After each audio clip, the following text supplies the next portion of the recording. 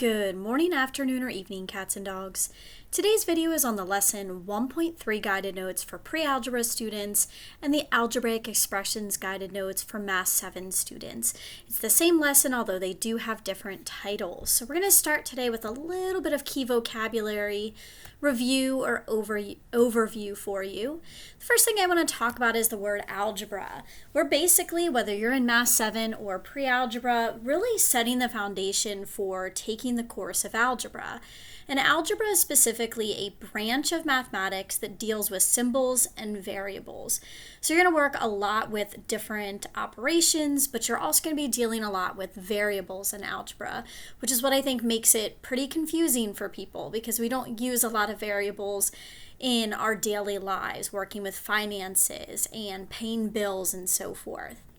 A variable is specifically a letter or symbol that's used to represent an unknown value. We do typically use lowercase letters. There's also a few letters that we try to avoid using. For example, the letter I, which can look a lot like the number 1. There's other letters that sometimes students don't like to use. We typically do use X, Y, and Z, A, B, and C. But I is one that we don't often use as a variable. We do typically, again, use those lowercase letters. There are sometimes uppercase letters used for specific things in math, but typically we do use lowercase. I always get asked by someone, can we use uppercase letters? You can, but again, in algebra, we typically do use those lowercase letters. So in our last lesson, we talked about numerical expressions which had numbers and operations. We're now going to mix in some variables, make this a little bit more pre-algebra related. So we're going to be working with algebraic expressions. An algebraic expression is an expression that contains at least one variable and at least one mathematical operation. So it's pretty much a numerical expression that also contains at least one variable. Some examples of algebraic expressions that I included here, and these you'll want to copy into your guided notes, are things like 5a, means 5 times a. So you have an operation, you've got a number, and you've got a variable. In the middle, we have 3x minus 2y, so we have two different variables representing two potentially different numbers. And we have multiple operations there, both subtraction and multiplication. You'll want to recognize that anytime you have a number and a variable squished together, it means that we're going to multiply those things. And then the next one is 9b squared, so we're actually throwing in an exponent as well. It's 9 times b to the second power. Now, one of the things we're going to ask you to do, and we saw a little bit of this in our last lesson's guided notes, is evaluate an algebraic expression. And the way we do that is we replace the variable or variables with known or given values and then use the order of operations. It's really important that we continue to use order of operations even though we're moving past that specific lesson. All right, so let's get into our first set of questions where it asks us to evaluate some expressions. So the directions say, and we always want to start by reading those directions. The directions say to evaluate each expression if x equals 10, y equals 5, and z equals 1. And of course, we're going to show our work as we always do. So number 1, we have x plus y minus z, and this one's done for you in your notes. We're going to replace x with 10, y with 5, and z with 1. So we end up with, and I'll go ahead and highlight this step, we have 10 plus 5 minus 1. Once we do that, since we have addition and subtraction, we're just going to work left to right. So we'll do 10 plus 5 to get us 15. Now we subtract off 1 to get our final solution of 14. All right, let's take a look at question number 2. So this one has a fraction involved, but I promise it's nothing super crazy. So we have x over y. So replace x with 10, replace y with 5. So we end up with 10 over 5. Remember that the fraction bar represents division. So all we have to do is do 10 divided by 5, and our final solution is going to be 2. All right, let's move ahead to question number 3. Same directions, I just copied them over for myself. So we have 2x plus 4z. Keep in mind that if you have two variables side by side, or you have a number and a variable right next to it, it means that we're going to use the operation of multiplication. So when I have 2x plus 4z, I'm going to replace x with 10, but that's not the number 210, it's 2 times 10. And when I have 4z, I'm going to replace z with 1, which is 4 times 1. Now in number 3, we want to make sure that we do our multiplication first, and then we will add. So we're going to do 2 times 10 and 4 times 1 first, which is 20 plus 4, to get us a final solution of 24. As a quick reminder, if at any point you need to pause the video to copy down any of this information, please do so. All right, question number 4. We have xy plus z. So again, even though x and y are squished side by side, it means we want to multiply those. So we'll do 10 times 5 plus 1 once we replace. Remember that we're replacing the variables with those numbers. The variables are gone at this point. Following order of operations, we have to do 10 times 5 first to get 50. So I end up with 50 plus 1. I still want to do everything step by step. That's going to get us 51 for our solution. All right, let's work ahead to numbers 5, 6, and 7. Again, same directions, but I did copy those over. Number 5, we have 6y over 10z. So that's going to give us 6 times 5 on the top. On the bottom, we're going to have 10 times 1. So we can do both of those products. That's going to get us 30 on the top, 10 on the bottom. And don't forget, fraction bar represents division. So do 30 divided by 10 to get a final solution of 3. Notice how my work is neat, it's organized, and everything is shown. I want you to make sure you're doing that as well. All right, number 6. I grab a sip of my water here. So number 6, we have x, and then in parentheses, 2 plus z. So it's going to be 10, and then in parentheses, 2 plus 1. Again, replace those variables. Don't forget in the order of operations, parentheses comes first. So I'm going to start with 2 plus 1, which of course gets us 3. And I can drop off those parentheses and replace with multiplication. All I need to do as my last step is take 10 times 3, which is going to get me 30 for my solution. All right, number 7. Man, we had some pretty easy ones. And number 7 looks like a doozy, but I promise it's not too bad. We're going to start off with xy, which is 10 times 5. Minus 2x, which is 2 times 10, plus, then we've got a fraction, 3x on the top in the numerator, which is 3 times 10, and 2 on the bottom. So I actually started, I think, we'll take a look at my work in a moment, but I probably did 10 times 5, 2 times 10, and 3 times 10, so did all of those products. So we end up with 50 minus 20, plus 30 over 2. And be really careful because it's really easy to switch operations or mix up some of these numbers. The next thing I did was I simplified this fraction here, this 30 divided by 2, which is going to get us 15. So I have 50 minus 20 plus 15, and then don't forget, addition and subtraction we do in order from left to right. So 50 minus 20 is 30. 30 plus 15 is going to get us a final solution of 45. All right, numbers 8, 9, and 10. Let's take a peek at these. Same direction. So we've got 5x, so that's going to be 5 times 10, minus, don't forget those parentheses, z plus 4y, which is 1 plus 4 times y, which is 5. Inside the parentheses, don't forget to follow order of operations. So you've got to do 4 times 5 first. I actually did in that same step, I did 5 times 10 outside the parentheses to get 50. Minus, keep those parentheses since I still have the operation of addition inside. 1 plus 20 is going to get us 21. Now I can drop them off since I just have a single number left. 50 minus 21 is going to get us 29. So be careful, make sure you don't say 39. Check that subtraction there. 29 plus 21 will get you 50. All right, number 9. X squared minus yz. And remember, we're doing these without calculators. There'll be a chance to use calculators eventually. We're going to keep the numbers pretty easy, though, for now. Nothing crazy. So I've got 10 to the second power minus yz, which is 5 times 1. Let's go ahead and start with those exponents. 10 to the second power is 10 times 10, which is 100. I also did 5 times 1 in that same step. I think you can combine a few steps together, just not all of them at once. So I end up with 100 minus 5, which of course is 95. All right, next one. Last one I think from this section. I don't have my notes in front of me, but we've got 4 times y squared. Replace y with 5, so that's 4 times 5 squared. Start by doing your exponents. 5 to the second power is not 10, but 25. So we end up with 4 times 25. which of course is 100.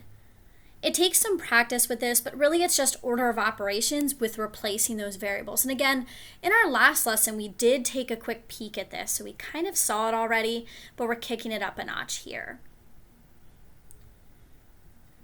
All right, so naturally I have some independent practice for you to try. So here's where I want you to pause the video, try these 4 questions. When you're ready, restart it and we'll take a look at them.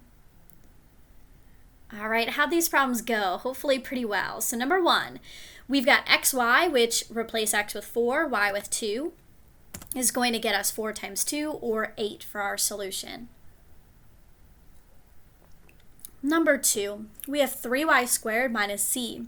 So that's 3 times 2 squared minus 8. 2 to the second power, of course, is going to get us 4. So we do 3 times 4 next, which is 12. 12 minus 8 is going to get us a final solution of 4. All right, number 3, 2 and then in parentheses y plus z to the second power. So that's 2 and then in parentheses. I have a multiplication sign here, which you don't necessarily need to put yet. You will need it eventually. In parentheses, of course, we have 2 plus 8 to the second power. 2 plus 8 is 10. So you have 2 times 10 to the second power. 10 to the second power is 100. 2 times 100, of course, is 200. Last one, number 4. 20 minus z is going to be 20 minus 8. Plus, in the numerator, we have 3xy, which is 3 times 4 times 2. In the denominator, on the bottom, we have y plus 1, so that's going to be 2 plus 1. So go ahead and simplify that fraction to begin with. We've got 3 times 4 times 2, which is going to get us 24. In the bottom, 2 plus 1 is going to get us 3. So we have 20 minus 8 plus 24 over 3. Simplify that fraction. We had a problem pretty similar to this before. We simplify that fraction. 24 divided by 3 is 8. I almost said 3 again. Working from left to right, by the way, and this is really important because sometimes students want to do 8 plus 8 and get 16 and do 20 minus 16 and get a completely different solution. But do 20 minus 8 next, which is going to get us 12, and then 12 plus 8 is 20. Really important thing here is, again, oops, we'll leave that there. Continue to make sure you're following order of operations. All right, we're going to get started with the next section here in just a moment. Feel free to pause the video at any point as needed. All right, so our next section, we talk a little bit about defining variables. So in our last lesson, we wrote numerical expressions. We're now going to be writing algebraic expressions. And there's going to be times where you want to specifically define not what the word variable is, but what a variable represents in a specific situation or problem. So in some cases, you're going to have to choose a variable to use. And a lot of times I like to state what it represents, and you'll see that in some of our examples. Keep in mind we're going to see some of the key phrases from our last lesson's guided notes as well that we'll utilize here. So our directions for our next section ask us to translate each phrase into an algebraic expression. We're going to use some of those keywords from our previous lesson's guided notes. For Math 7 students, that would be the numerical expressions guided notes. For pre-algebra students, that's the 1.2 notes. So in number 11, it says, 8 inches taller than Michaela's height. So 8 inches certainly is going to represent, I'm going to use my highlighter for a lot of this. Let me move my record section out of the way here. So 8 inches is the number 8. You don't need to put a label on that. Michaela's height is our unknown. That's the thing we don't actually know. So we chose the variable h to represent that. I do like to choose a variable that makes sense for the problem. Yeah, I might like the letter J because my name is Jessica, but I'm not going to use it every time. In this case, I'm probably going to use M for Michaela or H for height. Taller than is going to indicate our operation in this case, which is addition.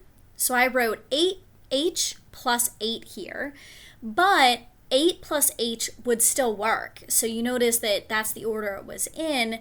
If you wrote 8 plus h, if I could talk today, that is correct as well. And the reason why that's the case is because addition is commutative. That's a word we're going to see in our last lesson in this unit.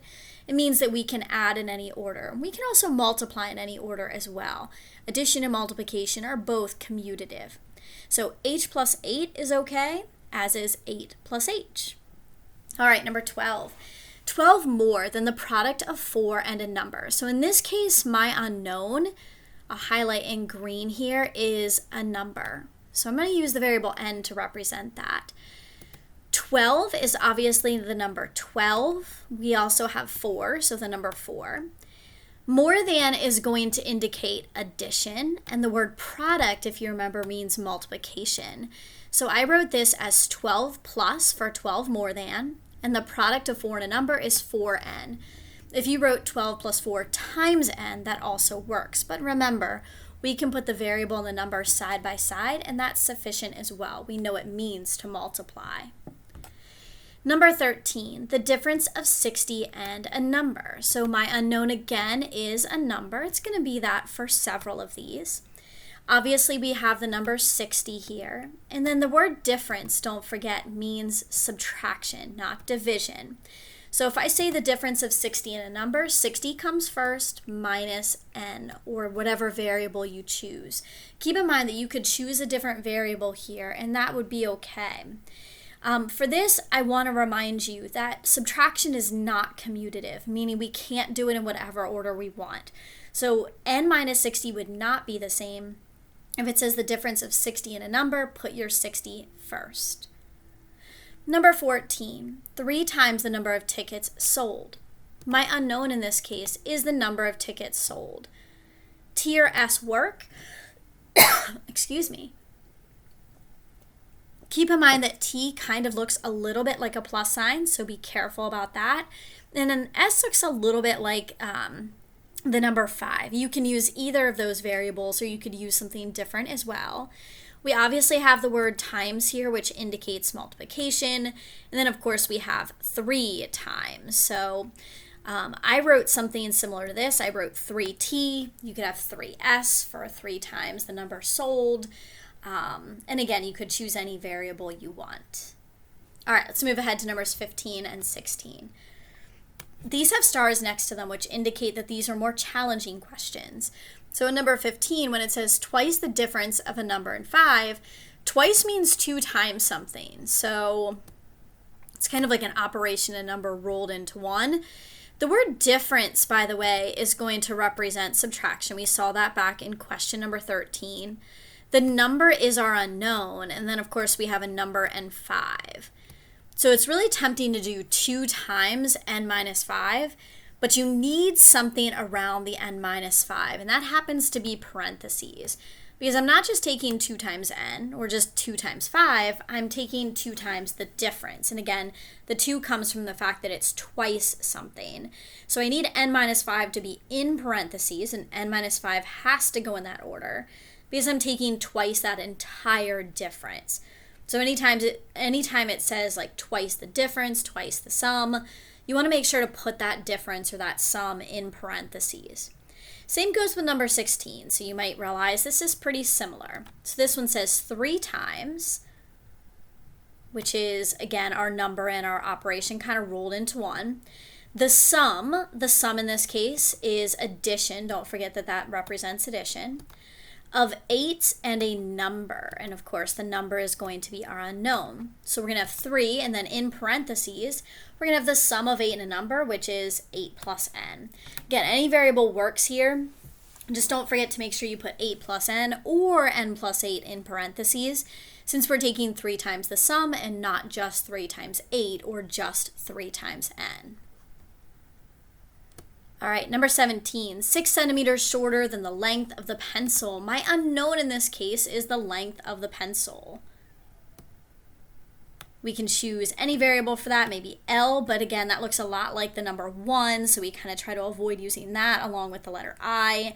Some letters also represent different things. In fact, the letter I actually represents something called, it seems weird, but imaginary numbers. And again, the lowercase letter L looks a lot like a 1, so maybe avoid that as well. So the length of the pencil, I think I used P. 6 centimeters is going to be our numerical value, and then shorter than actually indicates the operation, so it represents subtraction in this case. but we're going to switch the order around. It's kind of like that fewer than and less than. So P to represent the length of the pencil comes first, and then minus 6. If it's 6 centimeters shorter than the length of the pencil, you take your pencil length P, subtract off 6. All right, number 18, half as many pieces of candy. So my unknown here is the number of pieces of candy that we have. I think I use the variable C for that. Half is going to be our numerical value. It kind of tells us our operation as well. There's a couple of ways to write this. So one option is to take the fraction 1/2 multiplied by C, which represents the number of pieces of candy. The other option is to do C, the number of pieces of candy, divided by 2, so they could both work. Moving ahead to number 19, the total cost of 5 notebooks of equal value N and 3 gel pens of equal value G. So we're actually giving you the variables to use in this case. If you have 5 notebooks of equal value, meaning they each cost, I'll highlight this in yellow, they each cost $N, I would do 5 times N. Since each of the 5 notebooks cost $N, you're going to take 5 times the cost. And then, of course, we have our 3 gel pens that each cost G dollars, so that would be 3G. And then we put a plus sign between them because we're trying to find the total cost. So this can be 5N plus 3G. By the way, I modeled numbers 19 and 20 after some questions that you'll see on your unit test. So be prepared to see some problems like that. Number 20, the total cost of 4 baseball bats of equal value B and 6 gloves of equal value G. All right, so for our first part, we've got 4 baseball bats, each costing B dollars. And then we have 6 gloves that each cost G dollars. And we want to find the total cost, so how about 4B plus 6G? Pretty similar types of questions to each other, just some different variables and different numerical values. All right, but of course we have to kick it up a notch, right? We have to make these a little bit more complicated. So we're going to see kind of what I would consider maybe some of our first true word problems here. So in question number 21, it says, Blanton Middle School sold tickets for a school play. The price of an adult ticket was $5 and the price of a student ticket was $2. A, write an algebraic expression that represents the total amount of money collected from some adult and student tickets. So we actually have 2 unknowns here. While we do know that the price of an adult ticket was $5, let me go ahead and highlight this. I'm just moving my recorder section out of the way. So if you're like, why is she pausing like this? So we know the price of an adult ticket was $5, and we know that the price of a student ticket was $2. There's a couple of things that we don't know, and that's the number of adult tickets that are purchased and the number of student tickets that are purchased. So I defined a couple of variables. So here's where I actually physically define the variable. I write down what it is and what it represents. So I'm going to let A represent the number of adult tickets, and I'm going to let S represent the number of student tickets. Now, could you use different variables? Absolutely. These are just the ones I chose. Now, notice how I was very specific in how I define them. I didn't just write A equals adult tickets, because what does that mean? Does it mean how many tickets were purchased? Does it mean the cost of the tickets? So I'm always going to be very specific, either number of, cost of, something similar to that makes it specific. So this is kind of like those last 2 questions we saw, numbers 20 and 19. If each adult ticket costs $5 and we purchased A of those, we can represent that as 5A. And if each student ticket costs $2 and we purchased S of those, we can represent that as 2S. And of course, we're going to put a plus sign between them because we want to figure out the total number of money that was collected.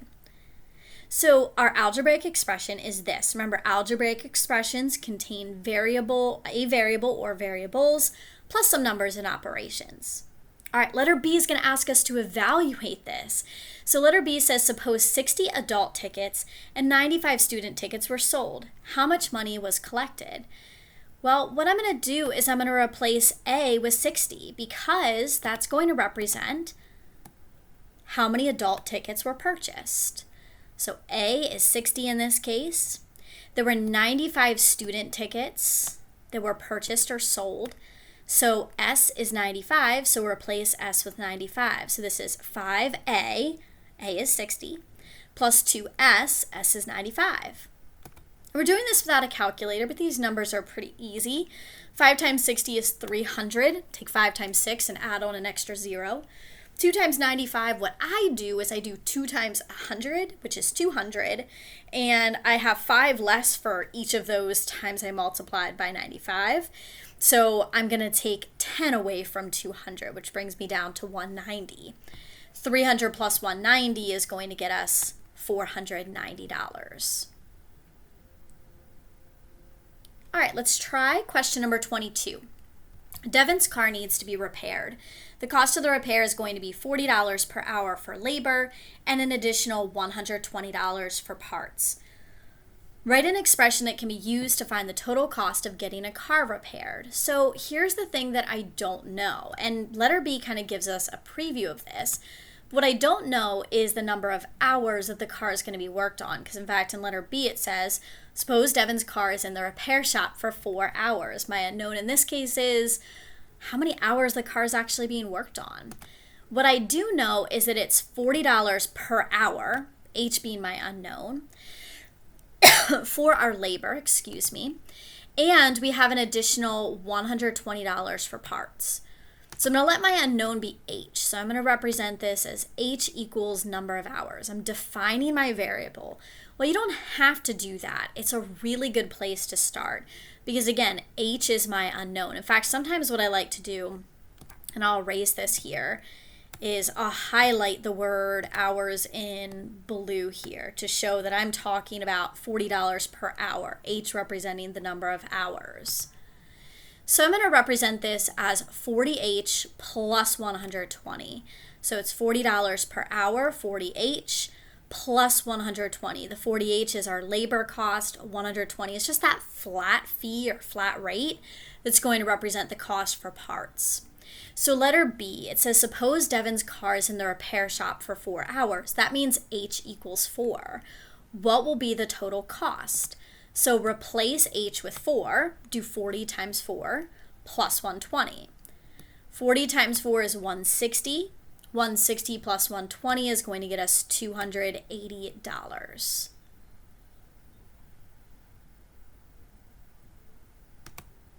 All right, let's take a look at 23. It says, write an algebraic expression that represents the relationship in each table. So we're looking at algebraic expressions in another way. So lots of different ways to look at these expressions. So we want to look at the relationship between the numbers on the left and the numbers on the right. So 3 items is $21, 4 items is $28, 5 items is $35, 6 items is $42. What can I use to figure out the cost of any number of items, n? Well, what relationship do you notice?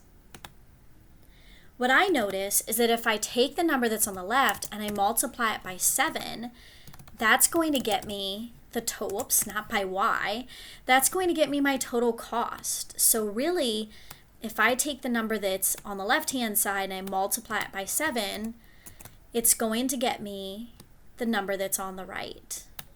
So let me just kind of put that in each of these sections here. There we go. So that means if I take n and I multiply it by 7, that's going to get me my total cost as well. So the expression that I can write to represent this is 7n. Now if you wrote n times 7, is that wrong? No. We typically do put the number in front of the variable. So if you wrote like n7, it kind of sounds like you're playing bingo. Again, we typically do put the number in front of the variable, but n times 7 is fine too. All right, let's take a look at letter B. So the relationship between the numbers on the left to the numbers on the right. So running time before eating was 24 minutes, after eating was 20. Before was 28, after was 24. Before was 32, after was 28. Before was 36, after was 32. So what relationship do you see? If you notice that the numbers on the left, if we subtract 4 from those, it gets us the number on the right, you are correct. So our relationship is to subtract 4. So let me go ahead and copy and paste that.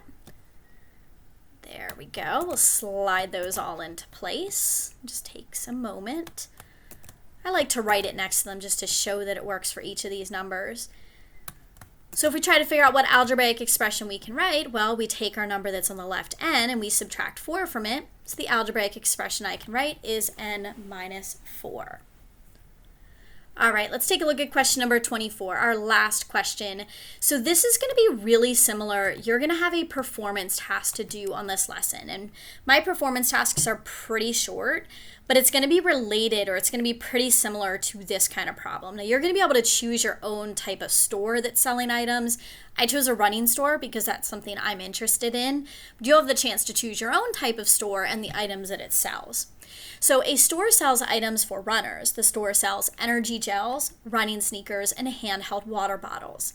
Letter A asks us to define a variable to represent each of the items sold by the store. So we know the 3 items that the store sells are energy gels, running sneakers, and handheld water bottles.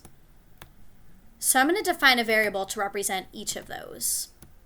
So I'm going to let E equal not just energy gels, but the number of energy gels that are sold.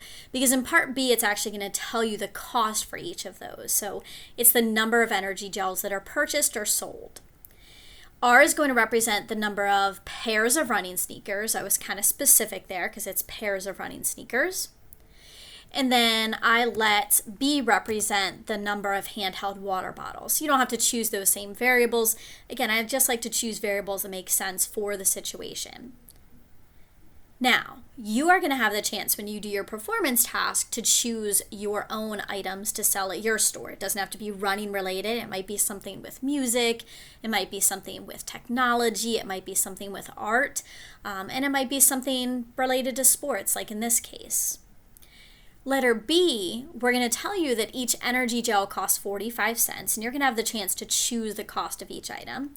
Each pair of running shoes costs $125, and each water bottle costs $20. It asks us to write an algebraic expression to represent the cost of a certain number of energy gels that's unknown, E, some pairs of sneakers, R, and some water bottles, which is the letter B. And we're going to use our variables from part A to do that. That's why we wrote those and defined those variables. And of course, our costs that were given in part B. So algebraic expression, don't forget, should contain numbers, variables, which is really important, and operations. So for the energy gels that cost 45 cents each, remember E represents the number of energy gels, I wrote 0.45E. You multiply. If you know that each item costs a certain amount and you're going to buy E of them, you want to multiply those two things together. Next was our running shoes at $125, and we're going to purchase R of those. That's 125R. And you're going to notice I have a plus sign between them because we're finding the total cost. And then our last item is going to be water bottles, which are $20 a piece, and we're purchasing B of those, so that's 20B. Now, one of the things that's going to be a little bit different for your situation when you do your performance task is you're also going to have a shipping cost.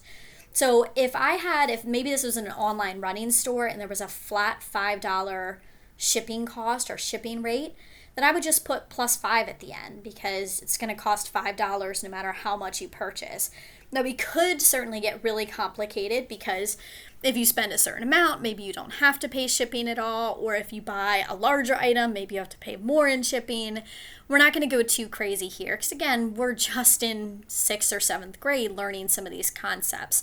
So we're going to keep it fairly basic, although if you were doing this for an actual website where you purchase things online, it's a little bit more complicated, of course.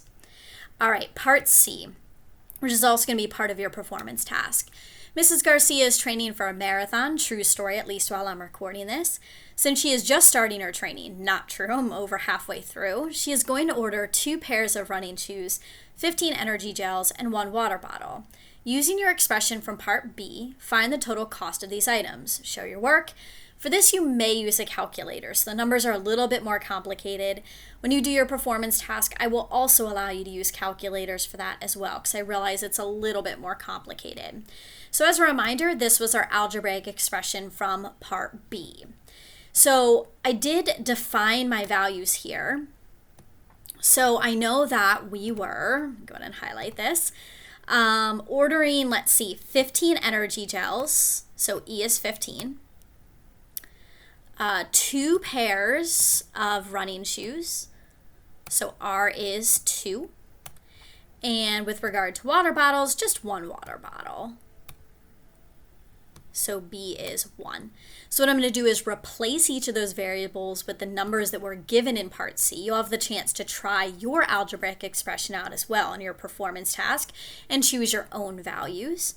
So what I did was I did 0.45 times 15. I replaced E with 15. I replaced it. I didn't keep it in there. So I don't want to see 0.45 times 15 times E.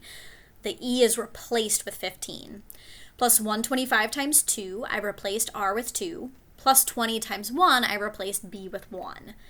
0.45 times 15, you may use a calculator for that, is 6.75. 125 times 2 is 250, and 20 times 1 is 20. We can combine all those together to get a total cost of $276.75. Don't forget labels on your answers as well. I think that's really important. All right, so thus far this year, we've talked about numerical expressions, using the order of operations, calculating, evaluating expressions, and now we've thrown in some variables working with algebraic expressions. And I want to mention that if you work in the computer coding industry and things like that, if you're someone who's creating some of these websites where people are purchasing things online, these variables and things are used quite often. So if you take any computer science courses and things like that at the high school or college level, you're definitely going to see some of these things, the variables, coming up again. Thanks for listening and have a great day.